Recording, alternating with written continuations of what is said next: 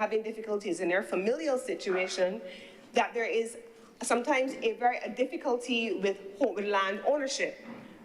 Titles and difficulties with conveyances. The Prime Minister and the Minister of Housing and the Attorney General and the entire legal fraternity held an entire symposium just a few weeks ago at LESC to bring the entire legal fraternity together, because one of the key bugbearers to navigate home ownership, whether you are at the government or any of us in here who are going to buy a piece of property, is conveyancing.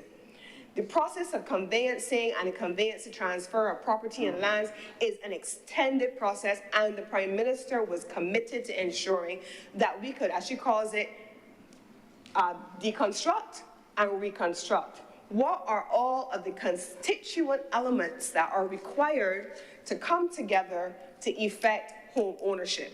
Land, making it available. That's what this bill is about. Finding lands in a place where land is not always available. Finding access to financing, working with the commercial banks, with the credit unions, putting together financial solutions that allow people to connect to the grid once the grid is taking connections again, and then being able to have the energy being generated to use as collateral to securitize your mortgage. Finding public and private sector partnerships. Barbados no longer has an entity that we used to call Barbados Mortgage Finance, so we've had to look to make sure that we can pull together the financing mechanisms as well, using public and private sector, and also the Housing Development Fund under the Ministry of Agriculture. Equally, ensuring, Mr. President, that private sector partners are able, for those who are in income brackets that on their own would qualify for housing, that they would then be in a position to come up with housing solutions. So it has been, and I used this word in a different environment earlier this week, it has been an entire ecosystem that has been created around a high level of ambition to build 10,000 houses by 2027. So this latest housing resolution, Mr. President, is to be taken within that broad context. Now, this particular piece of land is being vested in the National Housing Corporation. The land is located at Holders Hill in St. James, and it is being vested for the purpose of providing housing solutions. That's what we are here to do, Mr. President. Now, when I talk about the number of houses that the government intends to build between now and 2027, Mr. President, and I talked about a high level of ambition, and I talked about the demand, and I talked about the number of people who have been waiting for houses for a long time, Mr. President, let me put that even in more granular context. Mr. President, the last government built, and says by its own admission, that they built 1,400 houses in 10 years. 1,400 houses in 10 years. I know, and I know that on this side of this table, we know that there has been a lot of discussion in the public domain by those who sit in the seats that are there for the members of the opposition, and I respectfully want to take the time to address some of these things this morning.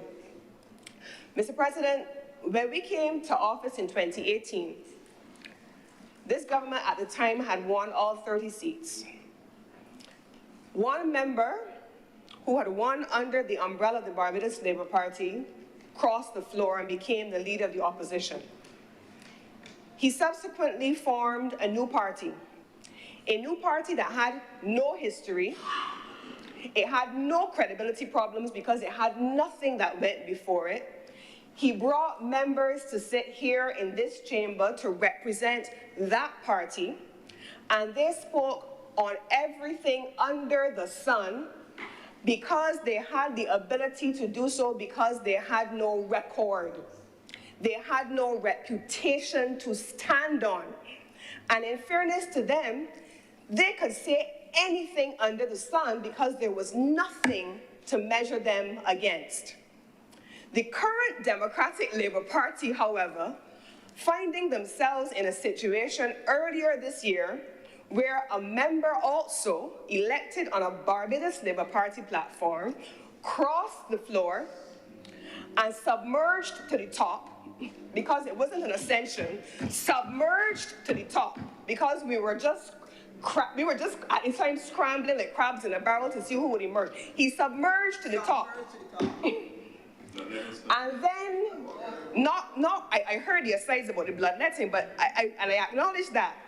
But then you had the members of the Democratic Labour Party who were members of the Democratic Labour Party then, who are still members of the Democratic Labour Party now, who have a record, unlike the last group who sat in opposition in this parliament. They had a record. They had a record on health care. They had a record on education. They had a record on financial management of this country. They had a record on debt. And, Mr. President, they had a record on housing. Yes, they did. But they would wish Barbadians to pretend that we still have an opposition in this country that does not have a record for all to see. They would wish to stand with theatrics and poetics and fancy sweet talk that would make it seem as though Barbadians lived on planet Pluto in the last 10 years before they came to office. They want to believe, they want to behave as though, and with all respect, Mr. President, to those who are dealing with mental health challenges, they want to have almost a schizophrenic type relationship with Barbadians. They want to make us to pretend that they did not just build 1,400 houses in 10 years. They want to speak on matters relating to agriculture and taking up prime agriculture land and using it for residential housing. Well, maybe, Mr. President, that is the reason why they didn't build houses during the 10 years that they were in office, because they were concerned by agricultural land. Maybe that's the reason why. But I'm not so certain, because they presided over major declines in agriculture too. That is a record, Mr. President. That's a record. They are not like the previous party that had none. And so, Mr. President, this same party would wish to speak on housing and agricultural lands. Mr. President, I live in St. George. I was born, bred, raised, I went school, primary school in St. George. Mr. President, I know the days when you used to go, when you pass up Borden Hall, and you used to go and see the plantations up there. You get cassava and sweet potatoes. Of the 1,400 houses that they built in 10 years, 87 of them were built at Borden Hall, just above Borden Hall. It is in the St. George North constituency, right above there. They took it up and they built 87 houses. You can see them up there, Mr. President, 1887 from 1,400, okay. But they built houses on agricultural land. Mr. President, the grotto, which was also built under the last government, along with Valerie, but I'm speaking in this instance about the grotto, that was agricultural land, Mr. President. In fact, if you listen to the planners, almost all of this country was agriculture, was in different types of agricultural land for usage, different types of activities. Mr. President, that's the fact of Barbados. In basic economics, there is a question of factors of production. The factors of production is what is discussed in economics. Economics 101. Land is one of them. Labor, capital. But land is finite. So Barbados has a finite amount of land, and there will always be a competing use for agriculture, residential, recreational, and different types of uses.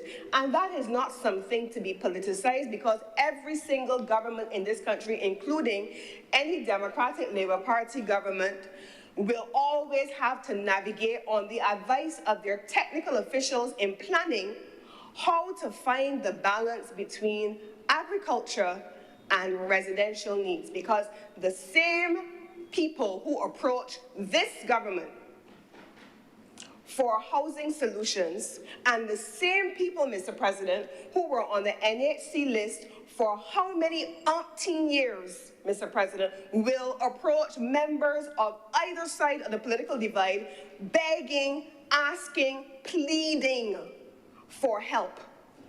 In our most densely populated and urban corridors, Mr. President, they will approach and ask for help in thinning out the density of some of those communities. Mr. President, you have people who are at the top, perhaps, of the income ladder, who are now having conversations with their families. You call them what? Empty nesters. Children have gone off, they're living their own lives, and the houses that they bought and built how many ever years ago suddenly seems to swallow them up because there's just more room than they need now when it's just 2 people or just 1. And they're having a conversation around downsizing. But the reality, Mr. President, is that there are people in this country who are living in 2-bedroom houses, 1-bedroom houses, and there are 16 people in some of those houses, and the density is intense, and with it the social challenges that result. And so when the government starts to look at housing solutions, the government is not looking only at those persons who now need housing or who don't have housing at all. The government can't only look at those persons, Mr. President, who do not have access to a house of their own and have it as an ambition. The government also has to look at those who need it, those who live in houses where the population density is too intense, and it leads to other negative consequences. And so housing solutions have been mapped to be able to treat to the needs and the demands of the people of Barbados. There's no one in this room to whom the housing program for the government caters. No one sitting around this table. It's not for any of us. Everyone in here works, has a full-time job, manages companies, is in government, is a business owner in some instances. They are those who the state does not have to provide for. But for those of us who have spent time traveling the world, I remember going to, and my sister went there, my Senate sister went there very recently. I remember the first time I went to South Africa, and I went to the prison where they first held Nelson Mandela. And there was a sign, or it was an inscription on the wall, and it said, a society is known, a nation is known for how it treats the most vulnerable among it. Housing solutions are, in this country, as I understand it, historically, not just now, but always, for those who are to be considered the most vulnerable. The most vulnerable. And so the most vulnerable will constitute those persons that I have been describing. And the housing solutions are for them. Mr. President, I remember when West Terrace as a development was being built. I remember being a young girl and going with my mom to see the houses at West Terrace. She, a secretary in a secondary school, St. George Secondary, for all my life, she was interested in home ownership too. She also wanted to own her own home. And she, like many others, was a public servant. And she wanted to see what the options were for home ownership for her and to be able to ensure she had a start for her only child, me. Her journey is representative of so many other Barbadian single mothers, single parents, male or female, who want to be able to own a home for them and for their children. And that is what these programs are designed to do, Mr. President. So in this case, the land that we're speaking about was previously used as the Bullens Agricultural Station. This was used back in the day for the production of flowers and ornamentals. And this is, when I say the back in the day, I'm talking about as far back as 1948. The Barbados that we are on the cusp of celebrating another year of independence tomorrow is a long way away from 1948. But when this particular piece of land was being used in the production of vegetables and other root crops and so on at the time, they had a whole agricultural station, and there were a number of things that used to be done in this location. Those activities continued for around 35 years until 1983. 1983, it was closed and the activities were discontinued at that location. And I want to be very clear, the activities at that location were closed in 1983. But the activities continued at a new location in 1987, when they then undertook the responsibility of finding a new location for an emerging ornamental horticultural industry. Now, I think all Barbadians, everyone around this table knows the Chelsea Flower Festival, and we've seen Barbados performing brilliantly every single year, and I'm sure that Senator Morris, when he was based in the UK as Deputy High Commissioner, would have seen the splendor of the Chelsea Flower Show on more than one occasion, and Barbados also claiming gold and silver every single year. So this has been an important part of our development over the years. And so the operations at the Bulling Station continued in a new location. They continued to provide support, including technical advice, to cut flower farmers all across the country. And then they started to get into commercialization. Whenever I go into Massey supermarket, especially on a Saturday evening, I'm always intrigued by the anthuriums that they have on sale in the little stands on either side. And they're there and people come and they buy the little bundles and they take them home and they use them in their arrangements or to put them on the table when they have Sunday family lunches. But we've now created a commercial industry beyond the idea of just having a floral arrangement, or when it's Valentine's Day or celebrations, funerals, that you just have flowers. So between 1987 all the way up to more recent times in 2021, we have had around 63% of around 4,600, 4,700 almost hectares in use for the purpose of horticultural development and ornamental use. In September then of 2021, the operations that I have just been describing were consolidated with the Home Agricultural Station and the Soil Conservation Unit, and they then together assumed responsibility for the production of anthuriums and orchids. The staff that was there, they were absorbed into sections of the Ministry of Agriculture, Food and National Security. And so given the decommissioning of the activities at Bullins, and remember I said since 1983, it was determined by the planners, and there is a planning division, there is a Planning and Development Act. It was passed certainly under this administration and brought up to speed and made fit for purpose in a contemporary context, but it was determined by technical officials who have a full view of the entire country, what lands are in use for what, and then they made the recommendation that the lands at Bullins would be reallocated this time to the Ministry of Housing, Land and Maintenance for residential development. On that basis, Mr. President, the resolution that is before us this morning is for the purpose, yes, of housing, and given the history of the land at Bullins, they have come up with a fancy name that I probably can't even pronounce, but they've come up with a name that attempts to pay tribute to the history of these lands. Mr. President, I know where I started this morning about what had a record and what did not have a record, and you have to always be true to your history. And you have to be clear that you have a history. This land has a history. The land has a history that has now led the planners and the technical officials to propose its renaming to Floralis Gardens. Floralis Gardens, giving tribute using a Latin name. Those people who studied Latin, I don't know what it means, but you would recall, and I'm sure, Mr. President, a person of your ilk would be able to pronounce it even in Latin. I cannot.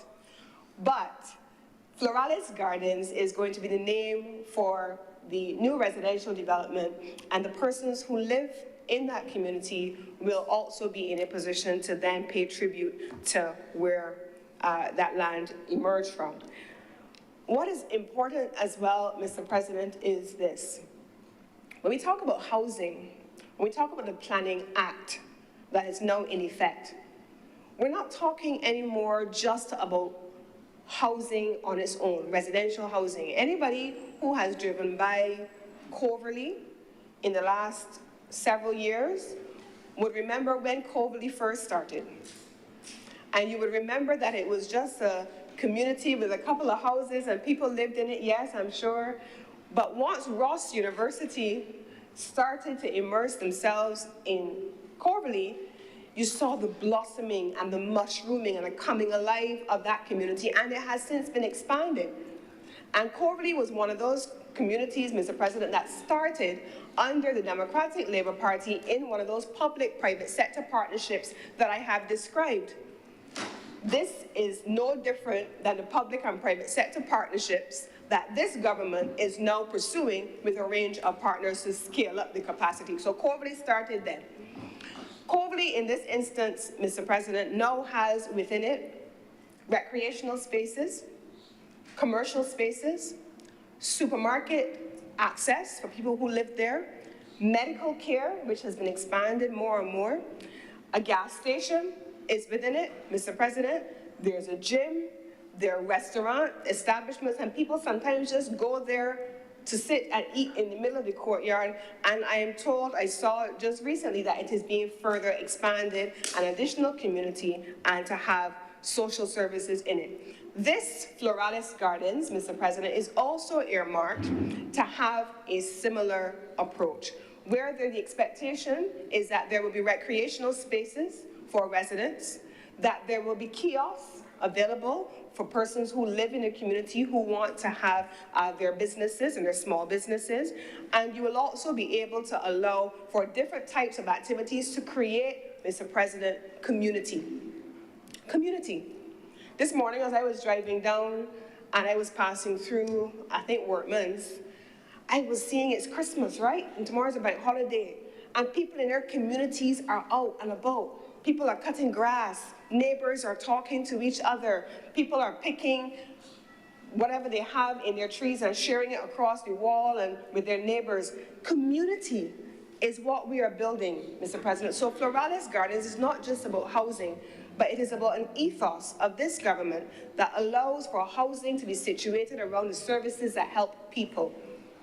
And as we talk about people, Mr. President, there's another element to the land vesting that we have here, which is important. Mr. President, I usually talk about things, and people always are able to identify with projects when they are able to, connect it to their own experiences. I remember being a young girl, a BCC student. At the time, I was an interactor. No, I was an interactor at St. Michael's. I was a rotaractor at BCC. And we used to go to Sterling Children's Homes on Saturdays. And we would spend time as 18, 19-year-olds with the kids at Sterling Children's Home. And we would be there, Mr. President, and interacting with them, doing fun activities with them, and seeing a life that was very different than what we may have had at home. And that was an important part of framing who I am even today.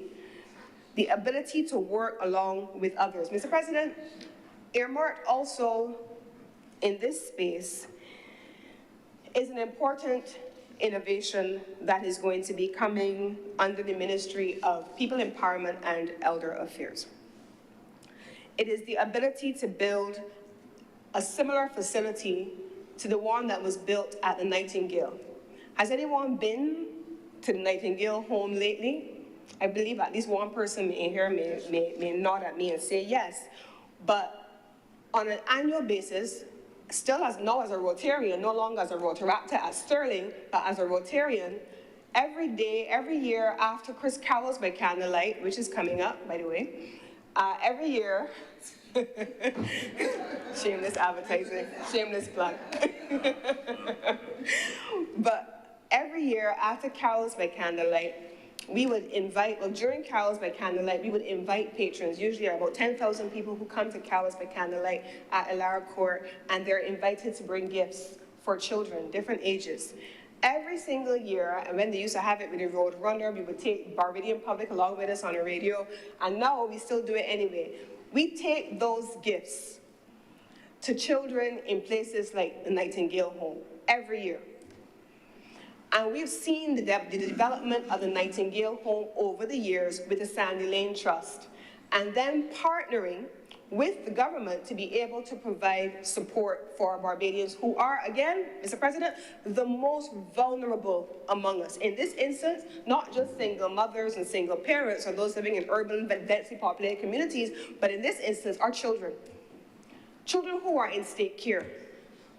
And so in this instance, Mr. President, you can expect to see in this location, on this vesting, an extension of the extraordinary work that has been done by the government and the Sandy Lane Trust at the Nightingale Home. So it's not something that we have just dreamt could happen. We've seen it in living color. It's there. And it is being replicated now in another location, this time for children above age 12. Mr. President, this is a government that is making sure that in its imperfection, because there's no perfection except for God.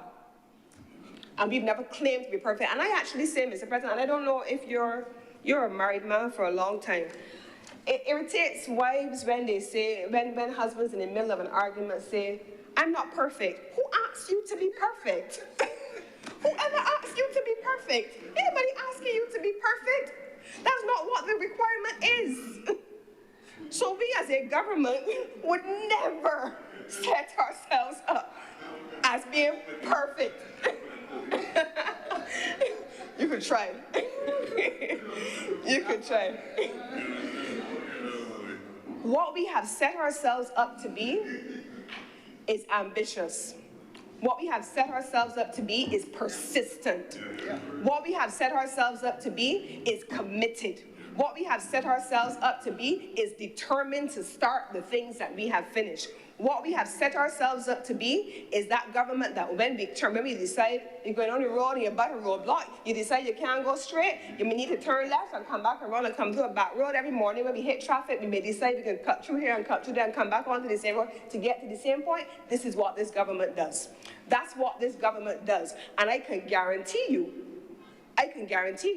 that if the Democratic Labour Party, who pretends it has no history and speaks as though it speaks with a forked tongue, attempts to speak about this government, they had better acknowledge from the very outset that if 1,400 houses were built in 10 years, and now in... On a point of order, Mr. President, I think that the Honourable Senator is misleading the House when she says that the Democratic Labour Party speaks with a forked tongue.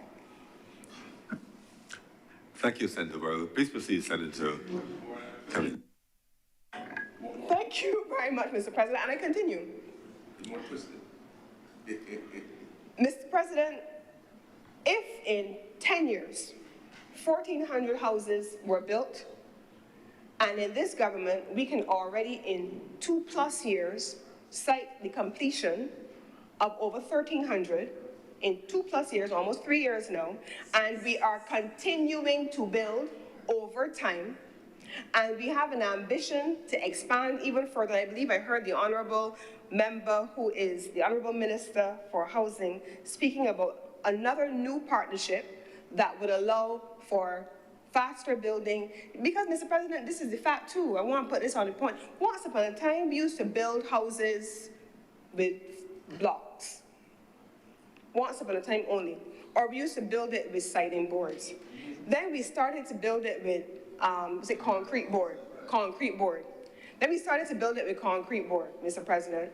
That was the evolution of technology, because time doesn't remain static no matter how many people would want us to stand still in time. The technology evolves, Mr. President. Mr. President, I am, unlike others in other places, that will stop every time I'm speaking to acknowledge a site. I have a focus, Mr. President. I am focused on what I'm saying.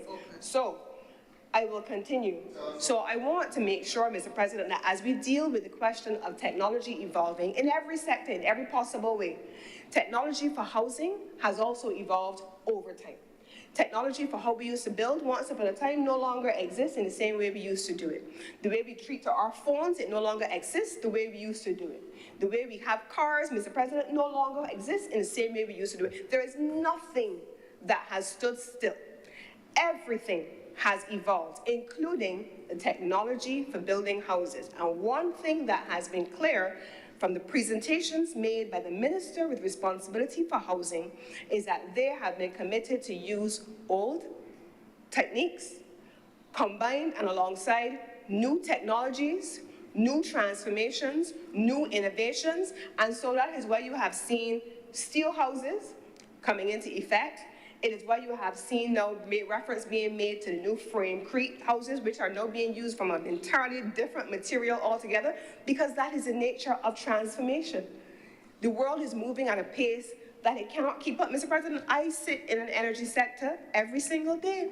And as recently as this morning, as I was driving down to Senate, there was a presentation, there was a news story where an engineer was talking about how batteries, when electric cars first came into Barbados, what they were like and what they are now, Mr. President. So anybody who speaks with some glee about times long past and construction materials now being used that are weird in some way is living in a parallel universe that is not in reality with us.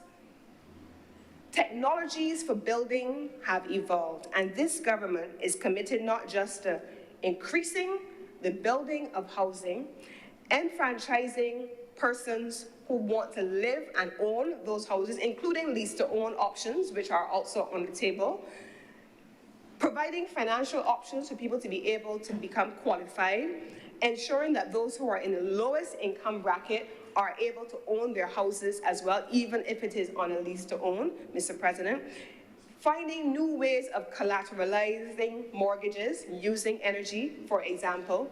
Using, yes, new technologies like steel and frame-crete to be able to increase the number of houses that you can build quickly and at the same time, Mr. President, that will allow people the dignity, not just of owning their own homes, that can be a dream, but the dignity of living in a place that they can be proud of.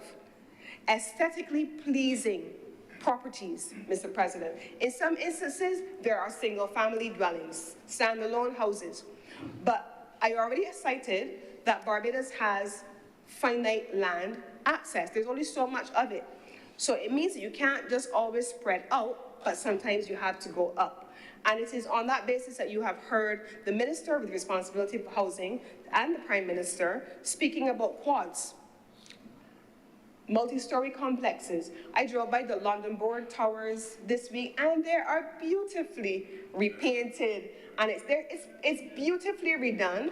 And I saw that the hoarding has also gone up. Equally, as I talked about community and community around residential housing, I can see that the Ministry of Sport and community development right next to it has also begun construction on the long-awaited community center right next to London Bourne Towers. It is a continuous expansion by this government, not just of housing, but of community development all across this nation. And by the time I sit, Mr. President, in 2 minutes, I am certain I'm going to forget. I'm going to remember things that I forgot. I probably haven't spoken about the Durvilla hardwood houses yet. Mr. President, I haven't spoken about them. I haven't talked about the partnerships with Guyana where that different type of technology has been involved, has been included. I haven't talked about that, Mr. President. So I am comfortable that when this government speaks about its housing program, that its record, its ambition, its commitment, and we are still in progress, cannot be questioned, Mr. President, but as we move through the process, I am certain that we will find ways and areas where improvements are necessary. And as I say all the time, we have never attempted to be perfect. When we see areas for improvement and they are given constructively, Mr. President, then we are most certainly, and we have had so much feedback from the various contractors and persons who are working in the field. This is the final thing that I want to say, Mr. President. Mr. President, when we started as a government to look at the housing program, when we started to look at the public sector investment program, and we started also to look at the private sector investment program, especially the large number of hotel projects that are under construction as we speak. One of the things that the government realized very early on was that we would have a capacity problem, a skills problem. What we were experiencing in that sector, in those sectors, was happening at the same time, Mr. President, as Guyana was having a boom. And Guyana was having a boom in construction. Right now, I believe there are 8 hotels under construction in Guyana and more on the cards. They are building at the speed of light. They're rebuilding a new airport, rebuilding new conference facilities. All kinds of expansion is happening as a result of the oil boom. And the citizens of Guyana who came to Barbados many moons ago because they were looking for opportunities here, particularly in the construction trade, and worked and lived here for many, many years, and then found themselves being told, ever so welcome, wait for a call. Many of them are now finding their way back to their homeland, where there is a construction boom, and they're finding opportunities and leaving Barbados in a space where the skills to ensure that we can build at scale need to now be built. And so what did this government do? We didn't just talk about it. We didn't just see it as a problem. We are the government that sees it, faces it, and fixes it. That's our record. And so this government then introduced something called the Construction Gateway. And the Construction Gateway project is meant to ensure that we're able to produce the skills all the way up through apprenticeship and then ultimately attachment so persons can work with skilled and developed artisans so that we would have a cadre of persons to work on these projects over time to allow for Barbados's construction development to continue apace. Are we still having a shortage of skills in these areas? Yes, we are. We always knew where we could find a Guyanese joiner, a Guyanese carpenter. We always knew where we could find them.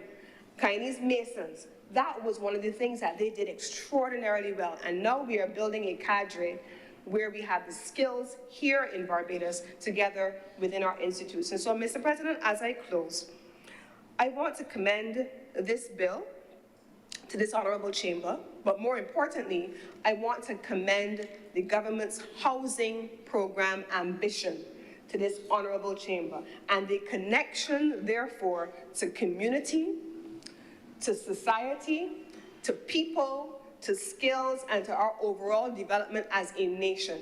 And we do so, Mr. President, on the eve of our anniversary celebration tomorrow.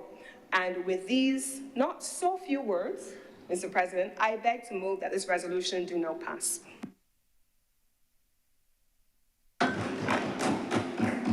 Thank you, Senator Cummins. Senator Walters. Good morning, Mr. President, to all senators present.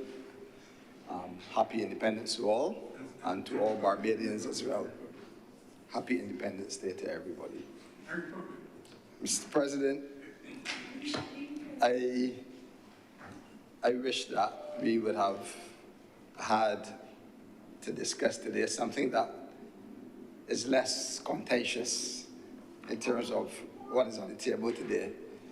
It's being at the eve of independence, I would have liked to join with these others on the other side to maybe give comforting words to Barbados and give a different message. But as you can see, I am now forced to defend a lot of what was said, especially